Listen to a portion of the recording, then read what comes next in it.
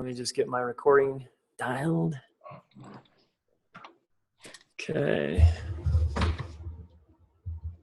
Come on out. You guys are in LA, right?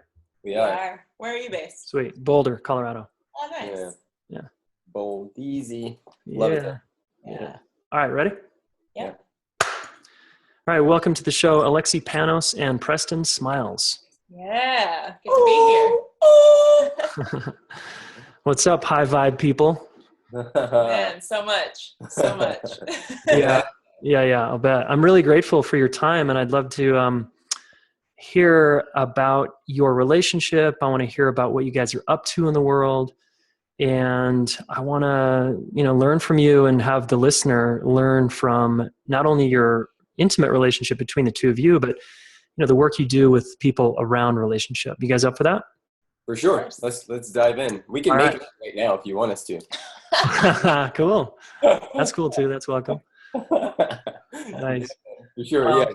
So tell us a little bit about yourselves. Like, you guys are teachers, you're educators, you're love people that promote, love and connection. And I want to just give us a sense of who you are and what you're up to in the world first. Yeah, for sure. So I'll start with me. I know we're going to be super short, Cliff Notes version. Yep. Yeah, like you said, my name is Preston Smiles. I consider myself to be a messenger of love, sent here to remind people of the truth of their being, which is love is all there is, was, and never will be. That shows itself through YouTube videos, through writing books. Alexi and I just wrote this book, Now or Never. We co-authored it, which is being published by Simon & Schuster. So we're really excited about this. Nice. It comes out December 27th.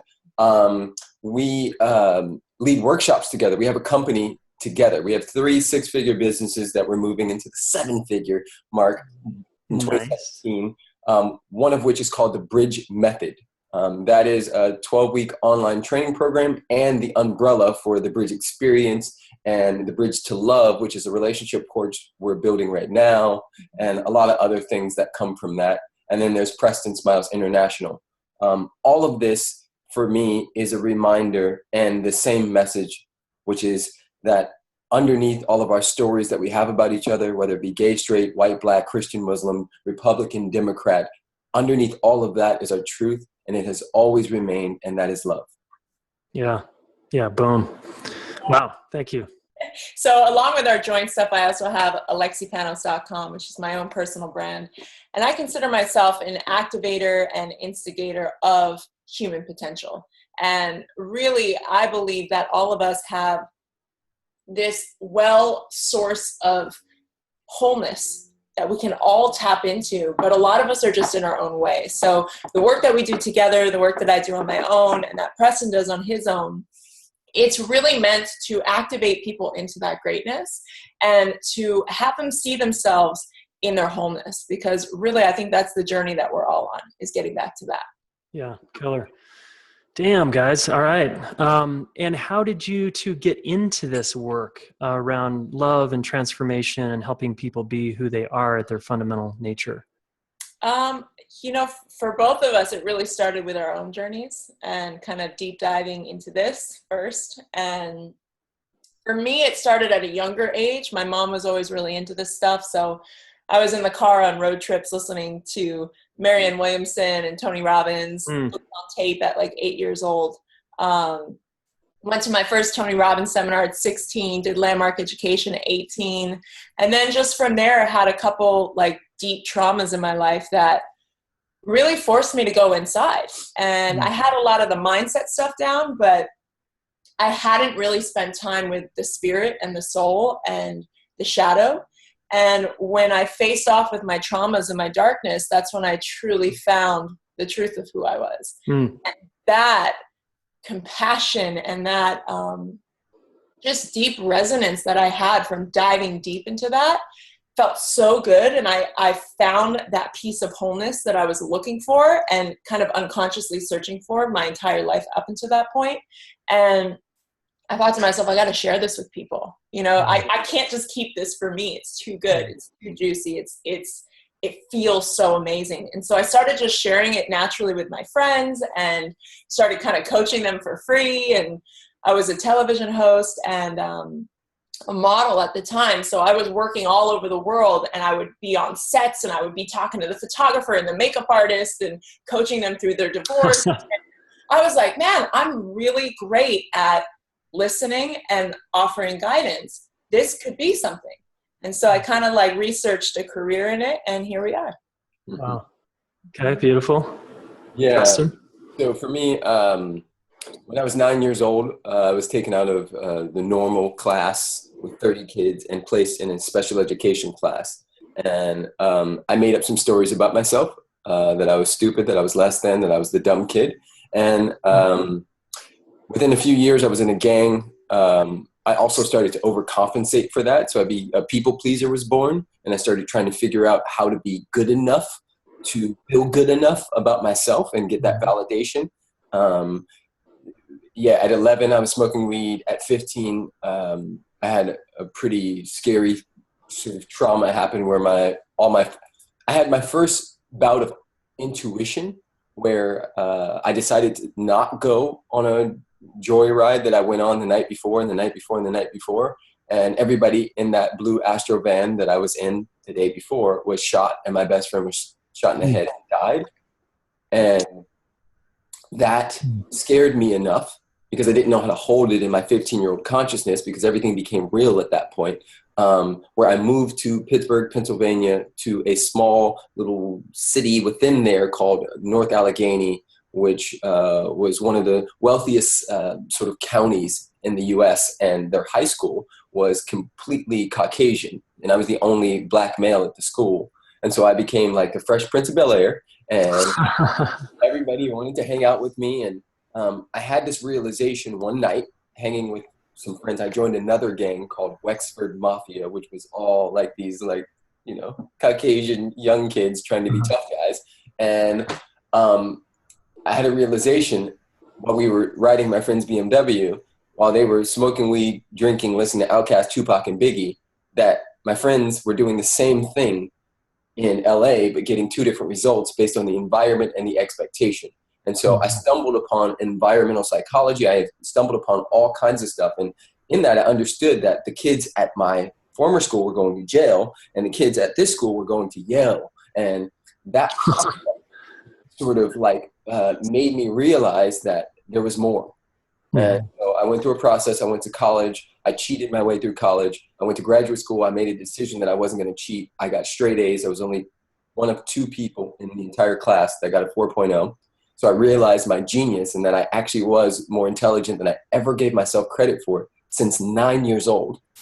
And at 25, I moved to LA. I got sick, had a heart palpitation and some stuff come up. They told me I was going to take pills for the rest of my life. I made the decision that wasn't going to happen. Somebody handed me Ask and It Is Given by Jerry and Esther Hicks. They knew that I was dyslexic, but they said I should probably read it, and I did. And within the first 4 pages, I dropped the book from disgust and anger, because I had no clue that thoughts become things and that we create our own reality. And I'd never heard any of this at 25 years old. And so I went on a mission, and I'm wrapping the story up here. I went on a mission to uncover everywhere else where I had been lied to or bamboozled or led astray, and watched every conspiracy theory movie you could ever find. The Secret came out that same year, and all of these explosions happened. And I became, to my friends, family, the same way Alexi was. Everybody would be like, yo, P is like awakened now. That dude is like a little mini Buddha or something. Like everybody would be like, come to me. And I became a coach without knowing I was a coach. Yeah. And there was a point when I said, you know what? I need to give this to the world. So I'm going to put it on YouTube, and I'm going to call it Questions with Preston, because everybody asks the same questions. Everybody's being with the same stuff, no matter who they are, because they're bombarded by the same media and being told the same lies. And that sort of opened up the space for me to go on the wildest journey ever, out of the thousands of lifetimes that I've lived. And it prompted me to fill my cup in such a way where I could meet a powerhouse queen like Alexi. And that, I'll tell you this, my life was already amazing when she came in, when I attracted her, when we decided to partner up and like go toe to toe towards the same mountain. Everything I was up to took an entire different, like it just went from like here to like to 1,000. from 10 to 1,000. Isn't that cool? The power of a partner. Oh yeah. Like, you guys are already powerful people on your own, and then like you lock horns and it's like, wow, rocket fuel, right? That's it. It's like, because there's two powerful visions coming together, and that just amplifies that vibration so much higher. Totally. So it's been exponential with us. It's been great. I love your stories, and there's so much. I mean, I would hang out if we had hours. I would hang out with each one of you and like, let's get in there a little more, and like, whoa, that I want to hear more about that one and that one. But we're moving on. I just honor your path and journey and what's brought you to this moment. It's really beautiful and inspiring to listen to. Why do you think so many people struggle with relationship? What do you guys notice out there? For me, what comes up first is that most people struggle in partnership because they struggle with the first relationship, which is with themselves. And I think a lot of people really lack the tools, because it's not like it's rocket science, right? It's not like it's the hardest thing in the world to get to know the self, but it is challenging. It's confronting. It doesn't feel good sometimes. It takes work. It takes effort.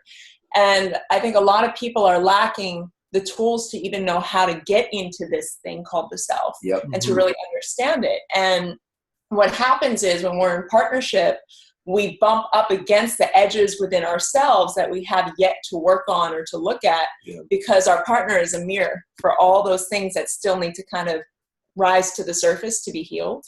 And most people who lack the tools will then blame the partner and look at the partner and say, you're causing this within me. And that's what causes a lot of disturbance. And for Preston and I, our belief is that you work on the self and everything else reflects that work. Yeah.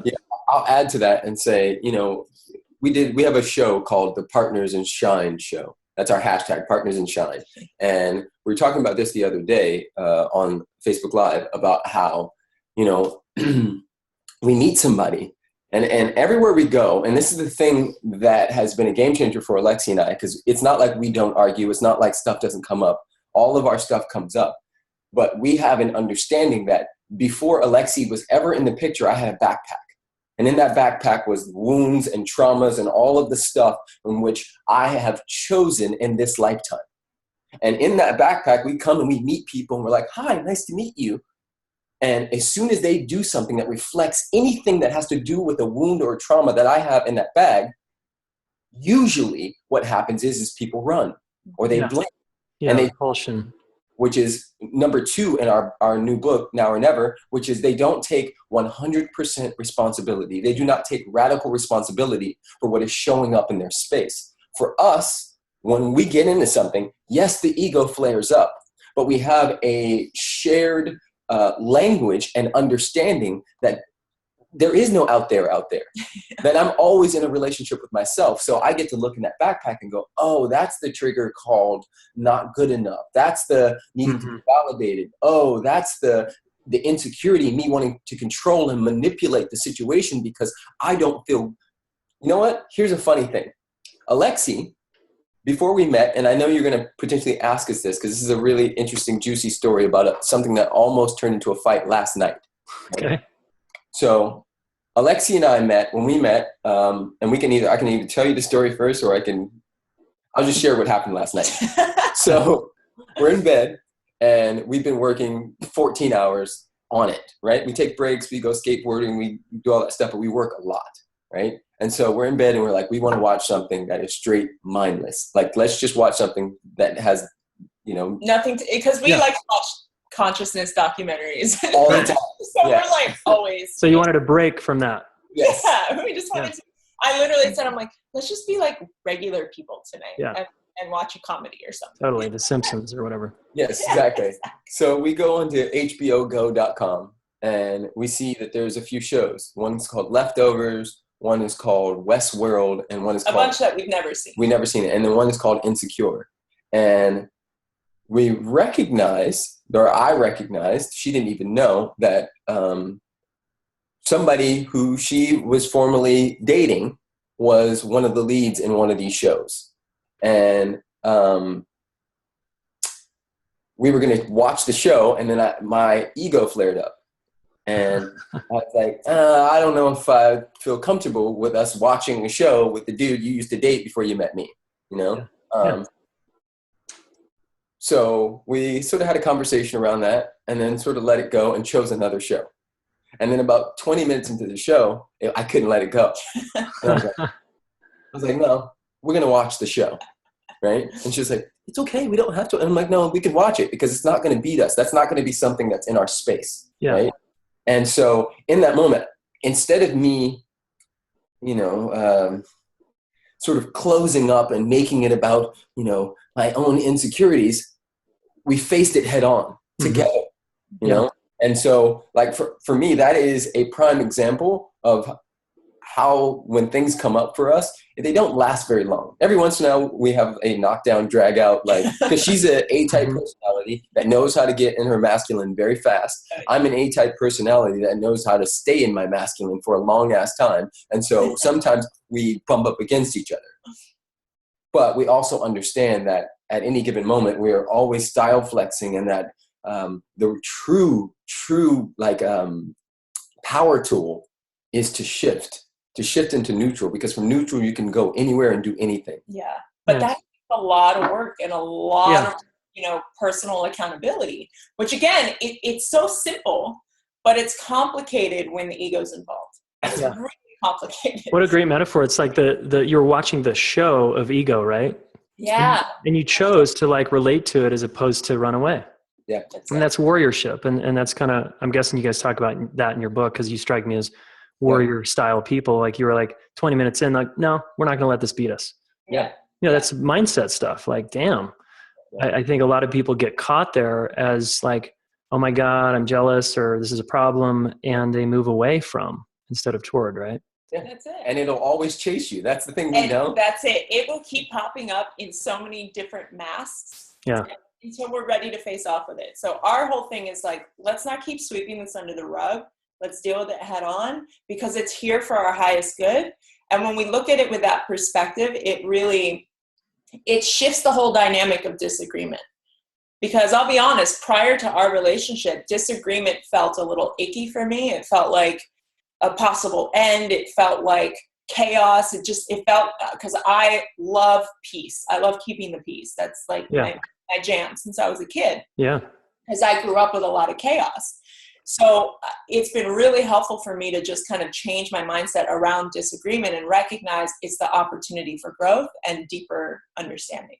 That's right. Which is something that we had to be with in the beginning of our relationship. Yeah. Like I just made a video about this. I think it's T.S. Eliot or Lewis that said, it's not the load that breaks you down, but the way you carry it. Mm-hmm. And so initially in our relationship, before we got married, this is, let's say 2 years back, anytime we would argue, Alexi's backpack, what she had in there was argument means abandonment. Mm-hmm. Argument means that we're not good and that this relationship sucks. Mm-hmm. For me, argument, I had a whole different set of, things in my backpack as far as argument. And argument meant you just argue. And then you make up and you get up. But understanding that everybody's bringing their own stuff to the table and then respecting it. Not making her wrong and bad for having that, but really unearthing that. Mm-hmm. Just like she didn't make me wrong for having that insecurity and that jealousy come up around watching a show with the dude she last dated, She just the space for me to have that experience. And then I came out of it and was like, let's watch it. Nice. How long have you guys been together? 3 years. 1,000 lifetimes, 3 years. 3 years in this lifetime. We truly believe that when we met, it's like, oh, I know you. Yeah, that familiarity kind of thing. Yeah. Sweet. So 3 years, and then you're married, right? You got married recently? Uh-huh. Yeah, in July. So 6 months. Yeah. Okay, cool. Nice. Take us, you said we've had knockdown drag 'em outs. I want just the listener to listen to anything they can learn from one of your knockdown drag 'em outs, or drag outs. Take us to that moment that, if there was one in the last 3 years, and how you got through it. We got the snippet from last night, and I'm wondering if there was one that was maybe a little bigger. And anything, I'm also aware of people right now. It's like intense time. people's traumas are getting, triggered left and right, and people are activated, Yes, they are. So just throwing that in. Yeah. Our last big fight, it wasn't about any particular thing. It was about It never is. Usually isn't, right? It wasn't about an issue. It was about how we be with the issue. Uh-huh. It's interesting because this last one that we had, how long ago was that? Maybe like 2 months ago? Longer than that. Maybe 3.5. 3.5 months ago. What we learned from that was, and it's something that we knew, it's never the issue. It's how you deal with the issue. Uh-huh. But what that took us to, because we were basically both fighting to be victims. And this is what we realized. We were both arguing our point and standing our ground to be the victim, to win victimhood.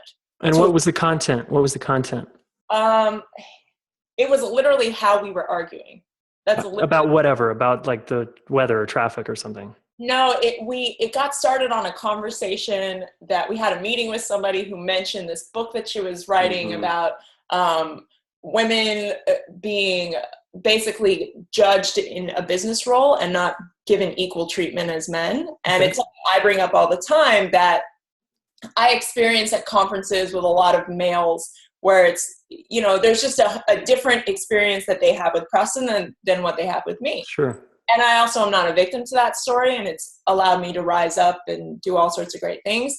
And bringing that up, having a third party say that was like, oh, see, it's not just me. It's like, could that be your story, your interpretation around it? And of course, it's all my interpretation. Which is also a whole nother conversation in itself, which is two coaches being in a relationship. It can be very interesting trying not to coach each other and to see where the wounds are sort of coming up, having conversations and where they... And like what's doing the speaking. Yes. And so, I'm married to a therapist, so Exactly. So So it's not necessarily... It is what we were arguing about, but what we were arguing... Because we've had a serious fight about a towel, right? About a towel. A kitchen towel. A kitchen towel. Okay. What neat is and whose definition of neat is correct. Yeah, that was very and so together. It can be about anything, but really what it comes down to is having an understanding of each other's styles and ways of communicating. Especially in triggering situations. Yeah, in the moment. And the last one was like, oh, this is what triggers Preston. This is what triggers me.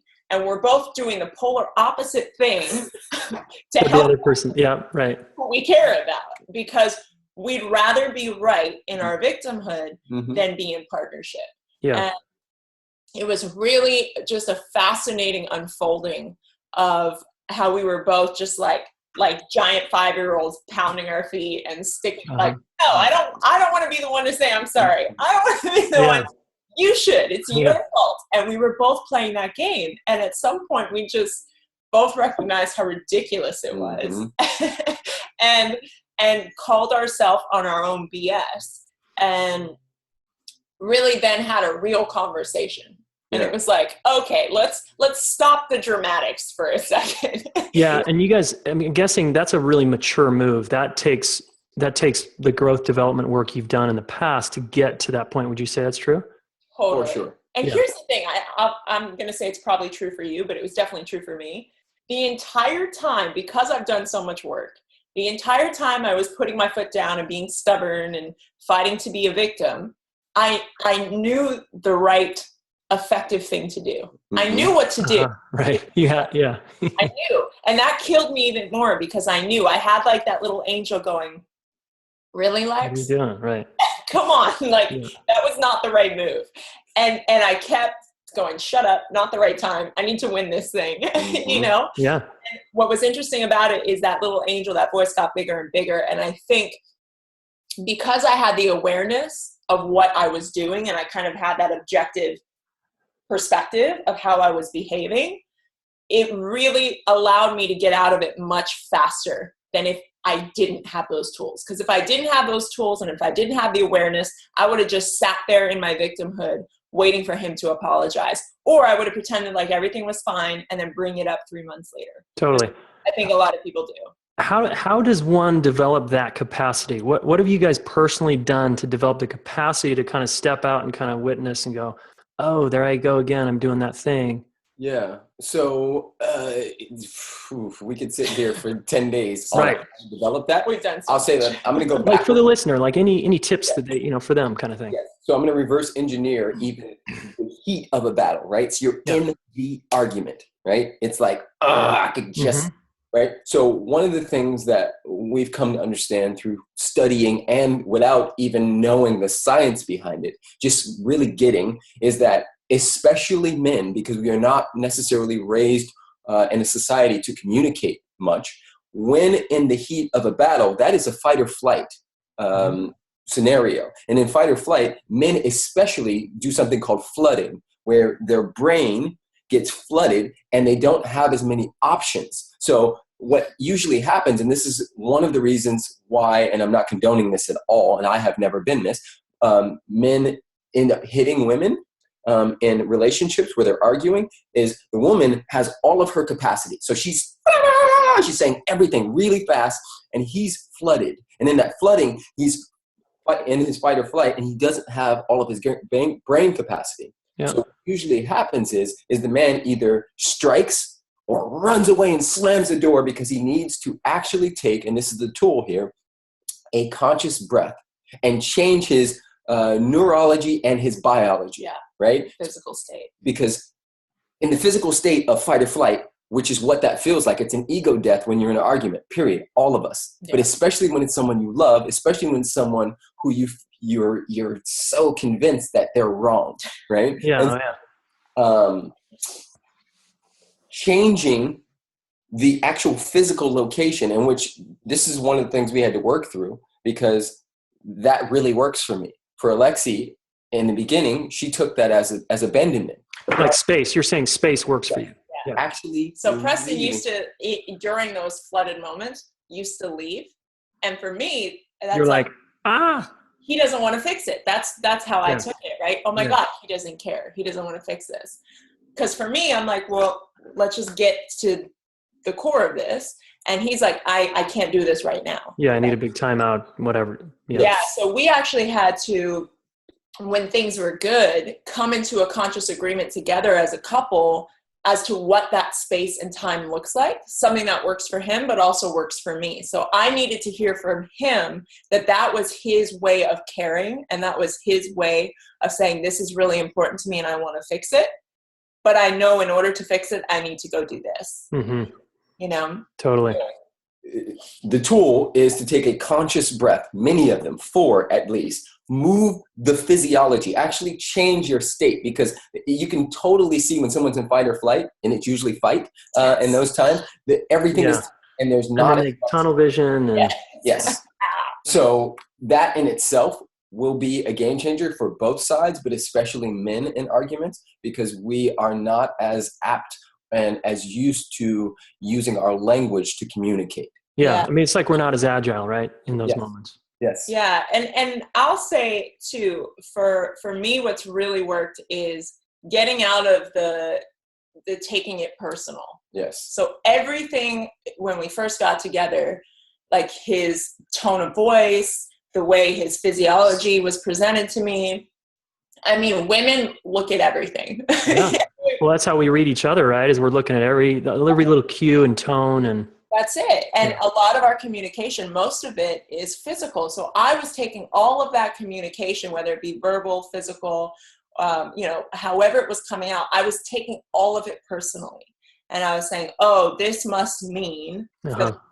And for me, what's really supported is that if, for instance, like last night, if something comes up for Preston, instead of going, oh, and making this about me and taking it personal, oh, he must think that I still have feelings for him, he must think getting angry or lashing out about that, going, oh, my partner is being with something right now. And having compassion for what they're being with and seeing what's underneath the emotion that's rising to the top. And it's almost like looking in the backpack and going, oh, I see. This is from that thing with your mom or from your dad. And let me support you through this. And for me, that's been really helpful, because our last big blow up that we had, The one about 3 months ago, when things kind of switched for me, was when I stopped taking it personal. And that's when I could go like this. That's when I had that some distance. Yep. View, because it wasn't now about me. And when I was making it about me, I was spiraling into the ego. Mm-hmm. And in order to get out of the ego, I had to literally not project it on myself and look at Preston and go, okay, what's my partner being with right now? Mm-hmm. What's almost like he's a kid, and just having compassion for my partner like I would a 5-year-old who's hurt and wounded, and looking at him and going, oh my gosh, poor thing, I get that. And he's done the same thing for me. And that's been the most helpful thing. I heard a couple great tools in there. One is not taking it personally. Yeah. And the other one is when our partner's kind of in their wounded child, like, oh, they actually need love and care, not shame and blame, right? They need some kind of compassion. And particularly for men, because, especially in the beginning of a relationship, anything she brought up, I would try to fix. Like, if she didn't say anything. Yeah. You got lots of tools and... Yeah. Like anything. She's just like, oh, it's raining. I'm like, okay, go get an umbrella. And like, it's like anything. Yeah. And like, guys, I totally get that, because that's in essence how we are wired from caveman days. But like, understanding that sometimes women just want to say words just to express, like that's what happens. I've listened in on many conversations, even with my mother and her friends, and they just talk. Dudes, when we get in a room, typical dude, it's just mainly silence and sports and grunts and like jokes about each other's family and stupid stuff. But what's interesting, I just looked back here, we have, because we're creating the course, the 5 deadly sins of love. When it comes to relationship and actually going there, these are huge. And especially the first one, which is... Will you mention them all 5 too? Yes. So the first one is criticism. Mm-hmm. So hardcore. Go ahead. The difference between criticism and a complaint. Yeah. Right. So criticism looks like, how could you? Right. That's a shot at your beingness. Uh-huh.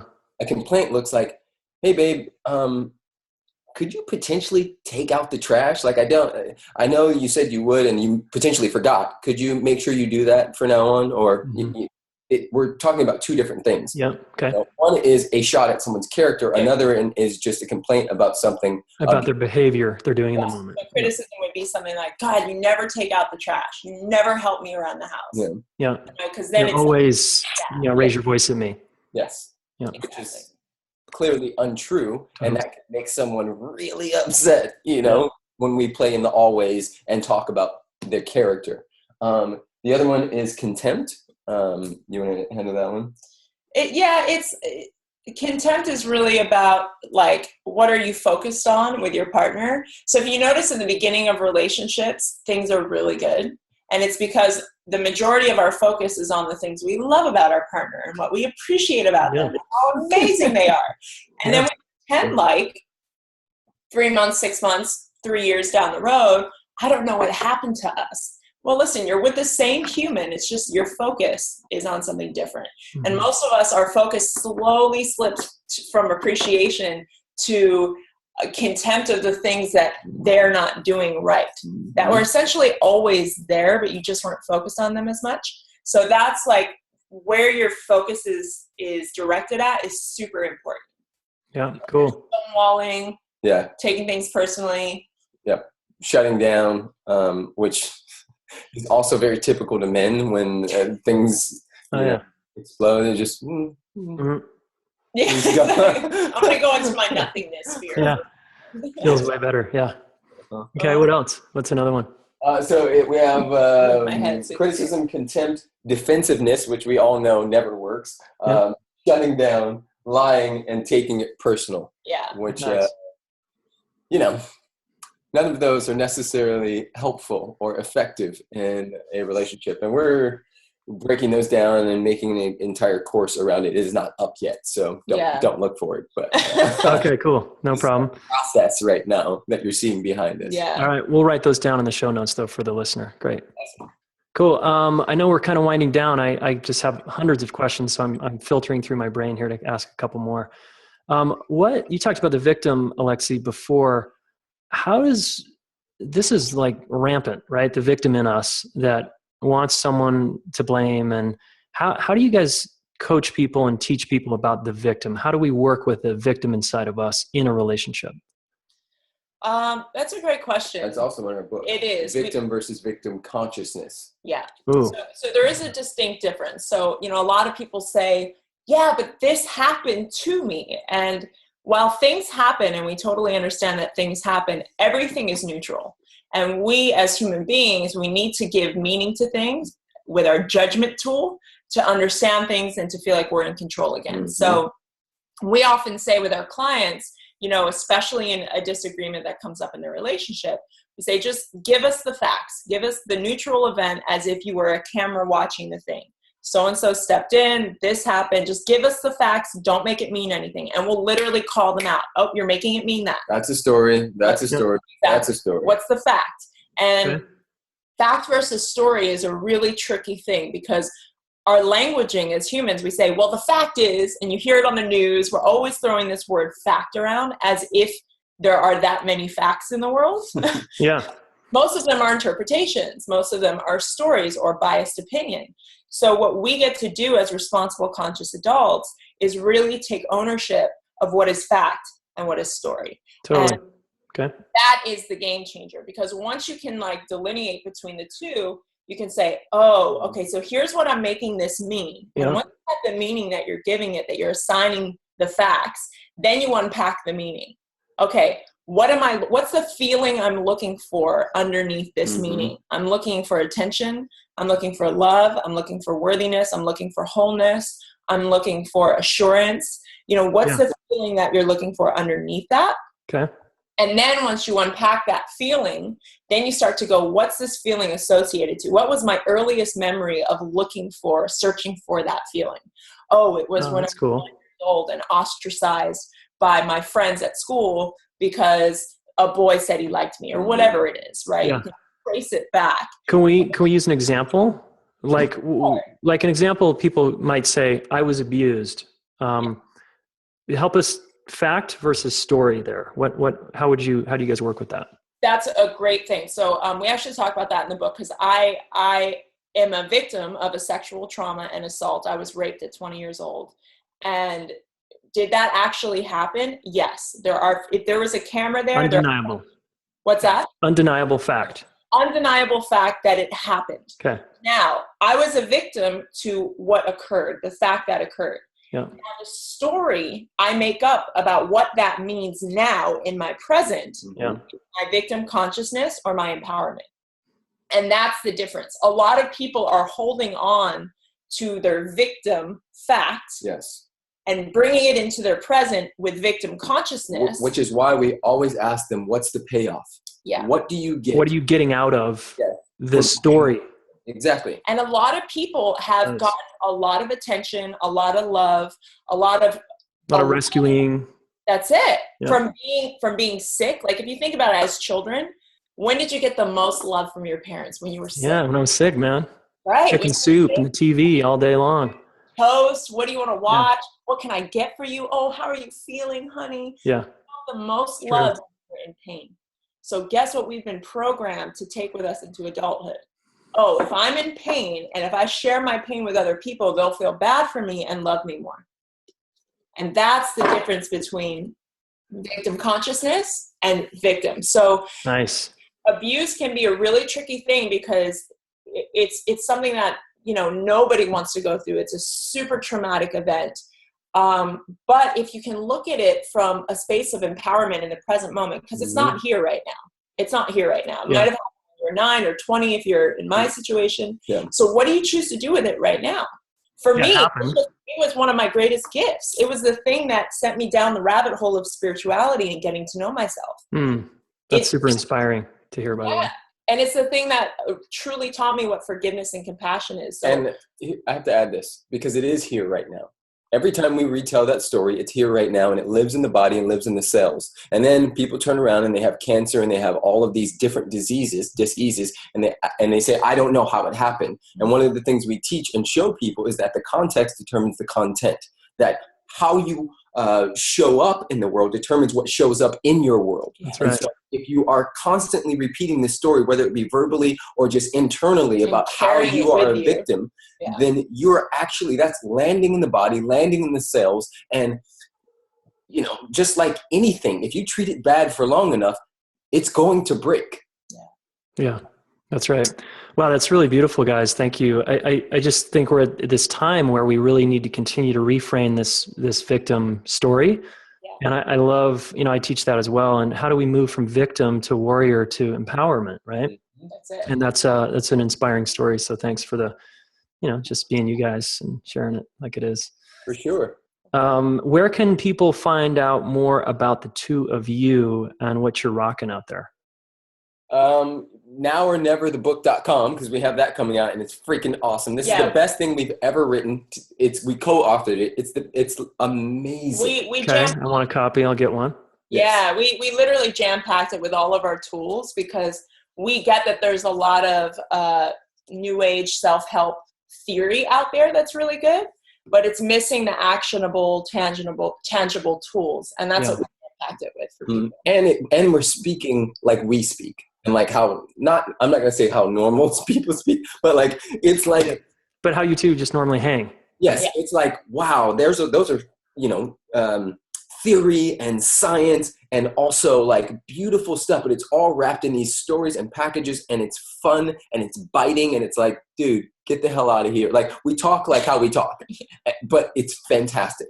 Like we reread the audiobook the other day and we're like, oh, this is great. Really good. And we read a lot of books. So AlexiandPreston.com is where you can find the book, our social media, more stuff, Alexi's videos, my videos, et cetera, et cetera. Yeah, you guys got to check out their videos too. You guys rock the videos big time. Thank you. Thank you. You're both so like camera just glowing that it's just ridiculous. So, you know, just the love you guys carry and the way you live your life really shows, and it's inspiring for sure. Awesome, Thank you man. so much. Yeah, Appreciate for sure. That. Yeah, well, thanks so much for the work you're doing in the world, for helping us, for sharing your wisdom here, your time. I know it's valuable.